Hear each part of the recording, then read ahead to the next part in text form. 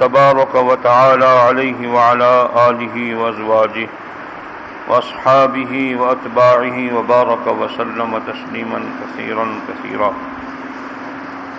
أما بعد فأعوذ بالله من الشيطان الرجيم. بسم الله الرحمن الرحيم. وإذا سألك عبادي عني فإني قريب أجيب دعوة الداع إذا دعاني فليستجيبوا لي وَلْيُؤْمِنُوا بِي لَعَلَّهُمْ يَرْشُدُونَ. صدق الله مولانا العظيم وبلغنا رسوله النبي الكريم ونحن على ذلك من الشاهدين والشاكرين والحمد لله رب العالمين. ایک مرتبہ محبت کے ساتھ عبادت کی نیت سے درود پاک پڑھ لیں. اللهم صل علی محمد وعلى آل محمد كما صليت على إبراهيم وعلى آل إبراهيم إنك حميد مجيد. اللهم بارك على محمد وعلى آل محمد كما باركت على إبراهيم وعلى آل إبراهيم إنك حميد مجيد. قابل احترام معزز حاضرین کرام، محترمہ و مکرمہ عزیزہ بہنوں بیٹیوں ماؤں، ایک تو آپ حضرات اس بات کو ملحوظ خاطر رکھا کریں کہ ذکر کو ذکر سمجھ کے کریں. جیسے جلسوں میں نعرے لگاتے ہیں نا جذبات میں آ کے، وہ کیفیت نہیں پیدا ہونی چاہیے. یہ ادھم بچانا اور جلدی جلدی توڑ پھوڑ کرنا اچھی بات نہیں ہے. اللہ کا ذکر کرنا ہے، محبت کے ساتھ اللہ کا نام لو. اس طرح جذبات میں آ کے ذکر کی کیفیت کو بدل دینا اچھی بات نہیں ہے. ہمارے حضرت رحمۃ اللہ علیہ نے کبھی یوں ذکر نہیں کروایا تھا جیسے آپ حضرات نے ابھی ادھم مچایا، مسجد سر پہ اٹھا لیا آپ نے. سکون کے ساتھ اللہ کے استحضار کے ساتھ ذکر کرنا چاہیے، گڑبڑ نہیں کرنی چاہیے. گزشتہ مجلس میں دعا کے بارے میں کچھ باتیں عرض کی تھیں، آج اسی کے بارے میں مزید کچھ عرض کرتا ہوں.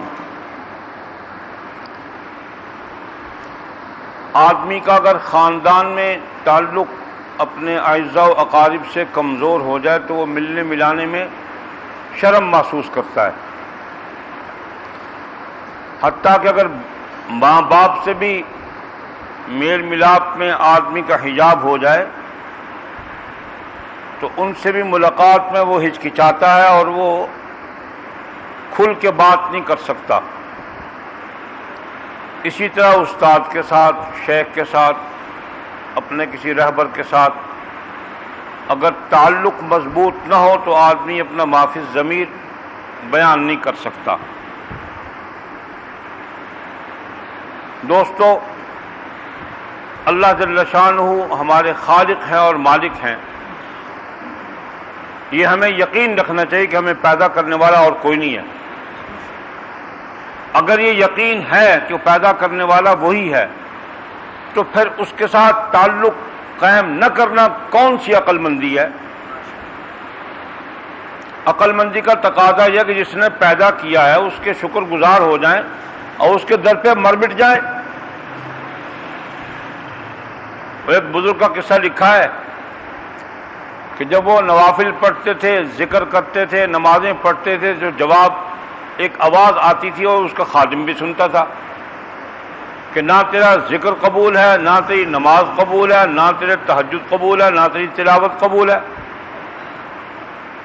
عرصہ گزر گیا، یہ آواز آتی رہی اور وہ ان کا خادم بھی روز سنے. ایک دن وہ خادم عرض کرنے کا، حضرت جب قبول ہی نہیں ہے تو پھر ایسے سر پٹکنے کی کیا ضرورت ہے؟ جب وہاں قبولیت ہی نہیں ہے تو اتنی مشقت میں اپنے آپ کو کیوں ڈالتے ہیں؟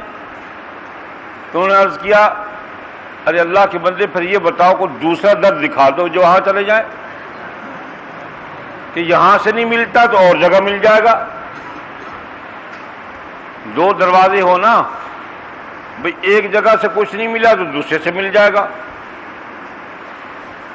تو وہ خادم عرض کرنے کا حضرت اور دروازہ تو ہے کوئی نہیں، کہ پھر اور جائیں کہاں، پھر ہم تو پڑے رہیں گے یہاں۔ اسی بات پر اللہ تبارک و تعالیٰ نے اسی دن سے فرمایا قبول ہے۔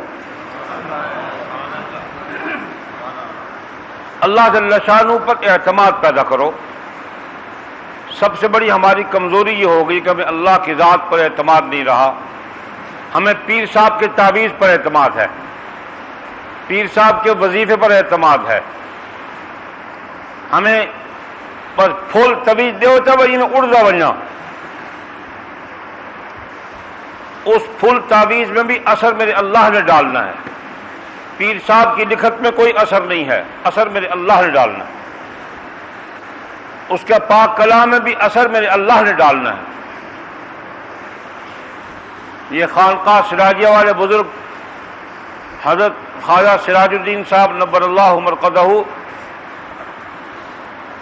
خواجہ خان محمد صاحب رحمہ اللہ کے پردادا پیر، ان کے بارے میں مشہور تھا کہ اونٹوں پر قافلہ چلتا تھا، اونٹوں پر اتنے لوگ ساتھ ہوتے تھے، 500 آدمی، 600 آدمی، 1000 آدمی، جہاں ٹھہرے وہاں جنگل میں منگل، اور جناب کھانے پک رہے ہیں، مہمان کھا رہے ہیں۔ ایک آدمی سونا بنانے کا شوق رکھتا تھا، اس نے دیکھا کہ اتنے آدمی کھانا پک رہا، پتہ نہیں حضرت کہاں سے لیتے ہوں گے، اور وہ بڑے شوق سے ایک بالٹی بنا کے لے آیا، مجھ جیسا ہوتا تو سبحان اللہ دیکھو میری کرامت ہے، مجھے بالٹی سونے کی مل گئی، اور حضرت کو وہ بالٹی سونے کی پیش کر دی۔ حضرت نے بھائی کیا ہے کیسا ہی لنگر چلتا پہ نا تو میرے حصہ پا گنو مت چھوڑ بنجے کم آندہ راسی، بہت حقارت سے دیکھا اس کو، اور خادم سمایا ہو بٹا چاوا، بٹا چاوا، اس نے ڈھیلا ہاتھ میں دیا، اور حضرت نے کچھ پڑھا اور دم کر کے پھونک ماری، مارا زمین پہ زور سے، وہ بھی سونا بن گیا۔ کیونکہ بس یہی بات ہے، اب تم پڑھتے رہو کچھ بھی نہیں ہوگا، تو تاثیر تو میرے اللہ نے پیدا کرنی نا۔ اگر ہر ایک آدمی سورۃ فاتحہ پڑھنے سے سونا بنا لیتا تو بات نہ بن جاتی، لیکن بات یہ ہے کہ اگر یقین کے ساتھ کیے تو ہو جائے گا، ایسا مسئلہ نہیں ہے۔ تو میں عرض یہ کر رہا تھا کہ اللہ پر اعتماد بڑا ضروری ہے۔ بھائی ڈاکٹر کا بورڈ پڑھ کے جاتے تو متاثر ہو جاتے، جناب یہ فزیشین صاحب ہیں، جناب یہ سرجن صاحب ہیں، یہ امریکہ کی یونیورسٹی میں جناب چیر پھاڑ کرتے رہے ہیں، یہ امریکہ کی یونیورسٹی میں جناب یہ دانت توڑتے رہے ہیں، ہڈیاں توڑتے رہے ہیں، لوگوں کے ہڈیاں جوڑتے رہے ہیں، دماغ پھاڑتے رہے ہیں، جسم پھاڑ کے پھر بناتے رہے، اس سے آپ متاثر ہو کے اس کی دکان میں گھس جاتے ہیں، یہ اعتماد پیدا ہو جاتا ہے کہ اتنی لمبی لمبی ڈگری ہے۔ اللہ اکبر۔ اللہ فرماتے ہیں اللہ خالق کل شیء، یہ ڈگری کی سمجھ نہیں آتی۔ اللہ فرماتے ہیں میں نے تمہیں پیدا کیا، ساری کائنات کو میں نے پیدا کیا ہے، اس سے بڑی کوئی ڈگری ہو سکتی ہے؟ اللہ اکبر۔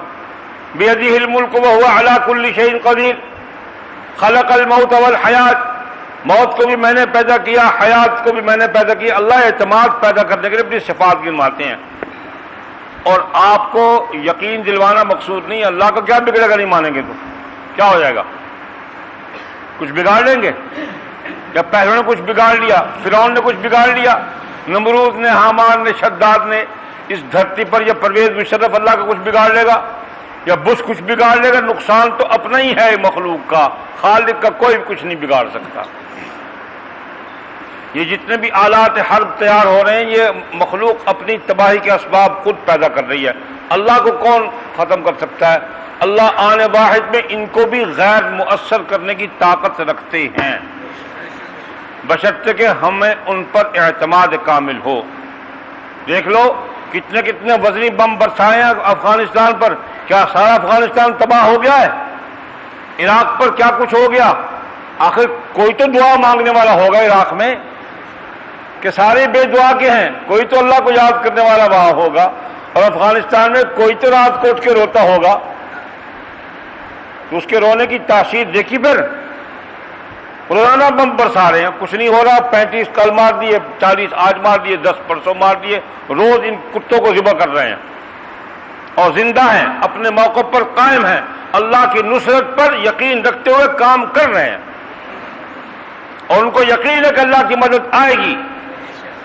ہم اللہ کے دین کے لیے کھڑے ہیں، خدا ہماری مدد کرے گا۔ تو عرض کر رہا تھا، اصل بات یہ ہے کہ اللہ کی ذات پر اعتماد ہمارا ختم ہو گیا۔ اللہ رب العزت نے اس آیت میں اسی بات کو ارشاد فرمایا۔ وَإِذَا گزشتہ مجلس میں بھی عرض کیا تھا کہ یہ آیت، اس کا نازل ہونے کا سبب یہ ہے کہ بعض لوگوں نے اس آیت کے نازل ہونے کے بعد وَقَالَ رَبُّكُمُ ادْعُونِي أَسْتَجِبْ لَكُمْ، کہ جب کہا انہوں نے کہ جب اللہ کو جب پکارتے تو اللہ سنتا ہے، پکارو اللہ کو۔ تو صحابہ کو تشویش ہوئی، کیسے اللہ کو پکاریں؟ آہستہ پکاریں، اونچی پکاریں، زور سے پکاریں، چھپ کے پکاریں، برسریام پکاریں، کیسے پکاریں؟ تو اس وقت اللہ نے پھر یہ آیت دوبارہ نازل فرمائی، وَإِذَا سَأَلَكَ عِبَادِي، میرے پیارے آپ سے میرے بندوں نے سوال کیا، ان سے کہہ دی عنی فإنی قریب، میں بہت زیادہ تم سے قریب ہوں، اجیب دعوت الداعی اذا دعان، میں قبول کرتا ہوں اس آدمی کی دعا کو جب وہ دعا مانگتا ہے، فلیستجیبوا لی، قبول کرتا ہوں میں، لیکن قبولیت کے لیے ایک شرط لگائی اللہ نے، شرط یہ لگائی فلیؤمنوا بی، جو بات میں عرض کر چکا ہوں کہ اعتماد کرو مجھ پر۔ یہاں ایمان کا مقصد اعتماد ہے، مفسرین نے یہاں اعتماد لکھا کہ خدا پر بھروسہ کرو، یقین کرو کہ ہم اس درف سے مانگ رہے ہیں ملے گا۔ اور دوسری شرط لگائی لعلہم یرشدون، کہ میرے احکامات پر عمل کرتے رہو۔ دو شرطیں ہو گئی۔ نبی پاک علیہ الصلوۃ والسلام نے انہی آیات کی تشریح میں فرمایا کہ دعا کی قبولیت کی سب سے بڑی بنیاد یہ ہے کہ ایک آدمی پھٹے پرانے کپڑے ہیں، لمبا سفر کر کے آیا، بال بکھرے ہوئے، حالات اس کے خراب ہیں، لیکن وہ جب آدمی آ کے پکارتا ہے یا ربی یا ربی یا ربی، اور اللہ سے کچھ مانگتا تو ملتا نہیں۔ وہ نہ ملنے کی وجہ کیا ہے؟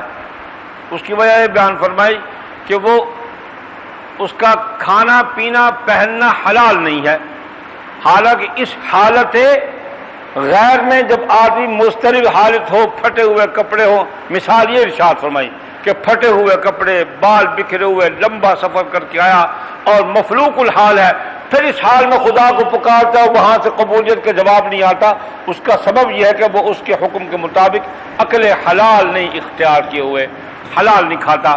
اور رسول اللہ صلی اللہ علیہ وسلم نے فرمایا جو آدمی حلال نہیں کھاتا، ایک لقمہ حرام منہ میں ڈالنے سے 40 روز کی عبادت قبول نہیں ہوتی۔ ایک تو دعا کی قبولیت کے لیے اللہ پر اعتماد، اس کے طریقے پر چلنا، اور رزق حلال اپنی بساط بھر کوشش کر کے حاصل کرنا۔ جو اپنے اختیار میں ہے اس اختیار کو استعمال کرو، اختیار سے زائد کے ہم مکلف نہیں ہیں، جتنے کے مکلف ہیں اس کو اختیار کرنا فرض عین ہے، اس میں کوتاہی کرنا اللہ کے ہاں جرم ہے۔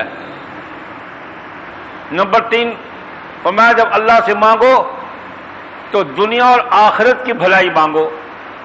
حدیث پاک میں آتا ہے کہ رسول اللہ صلی اللہ علیہ وسلم ایک صحابی کی مزاج پرسی کے لیے تشریف لے گئے۔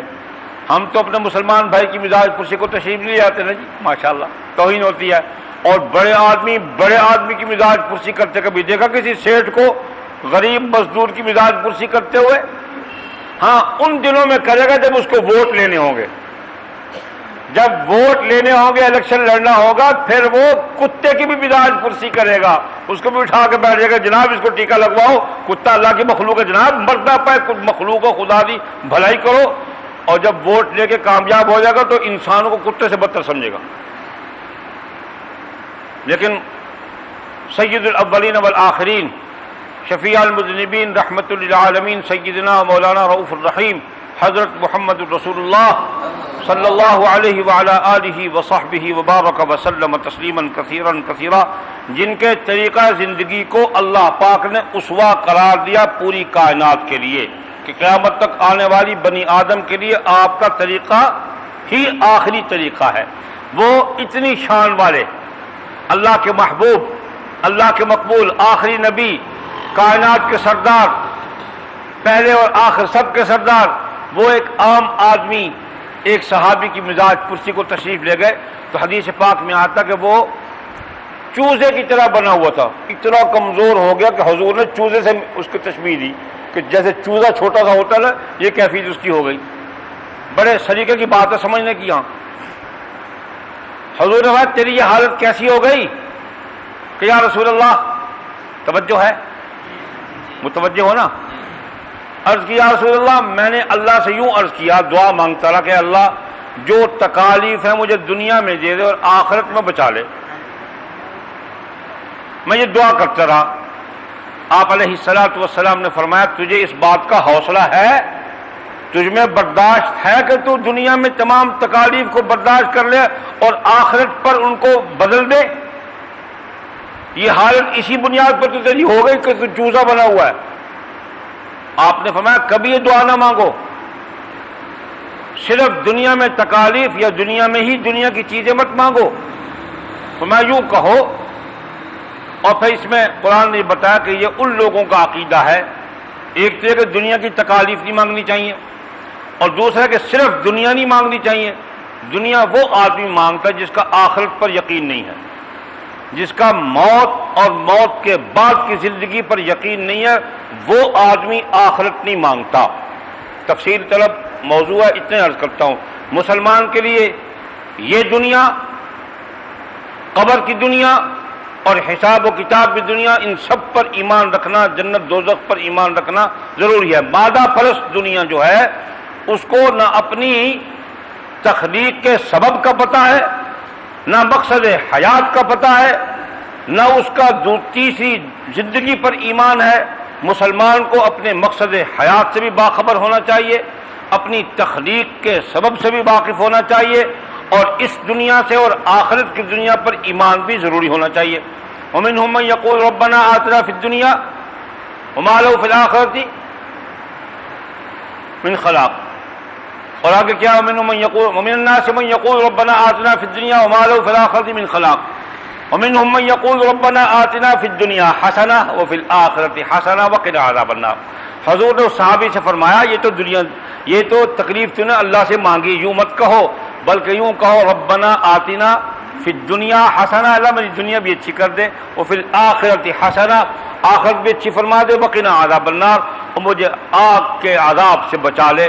حدیث پاک میں آتا ہے اس آدمی نے توبہ کر کے دعا مانگنی شروع کی، صحت یاب ہو گیا۔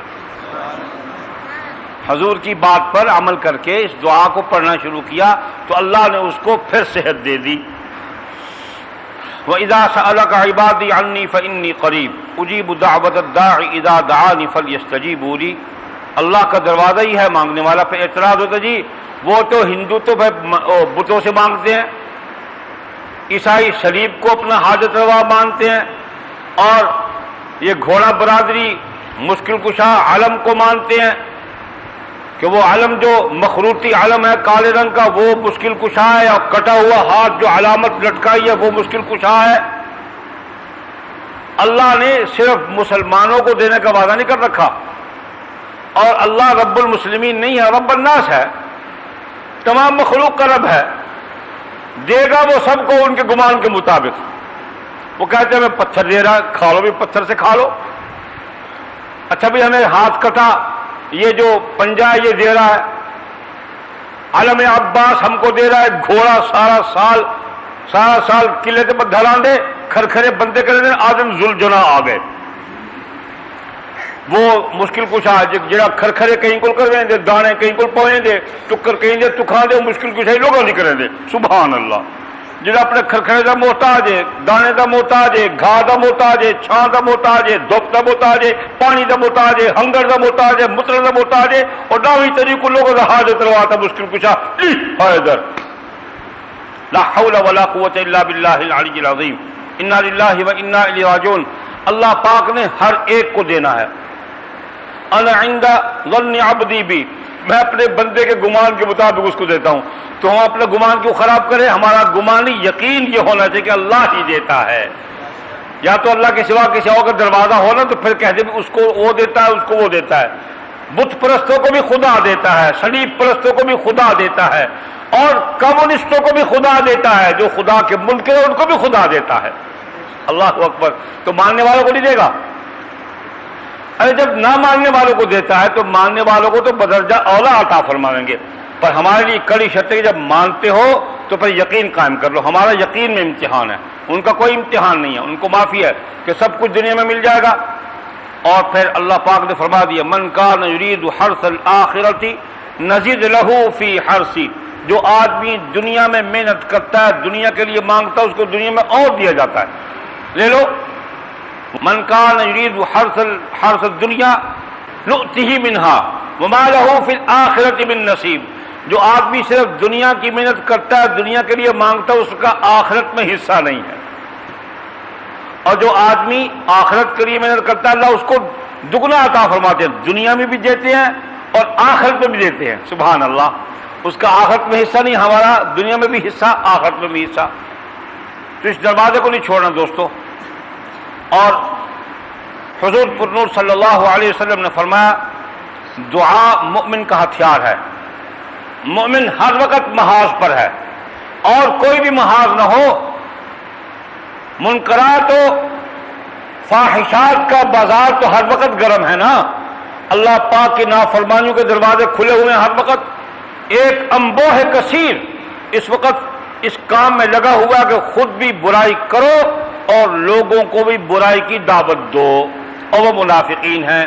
اللہ فرماتے ہیں المنافقون والمنافقات بعضهم من بعض، منافق آپس میں یوں جڑے ہوئے ہیں، اور ان کی کیفیت کیا کہ یأمرون بالمنکر، برائی کا حکم کرتے ہیں، وینہون عن المعروف، اور اچھائی سے روکتے ہیں۔ یہ دو علامتیں خدا نے منافقین کی بیان کی ہیں، جو اس وقت موجودہ حکمرانوں میں اور مادیت پرست طبقے میں بدرجہ اتم موجود ہے۔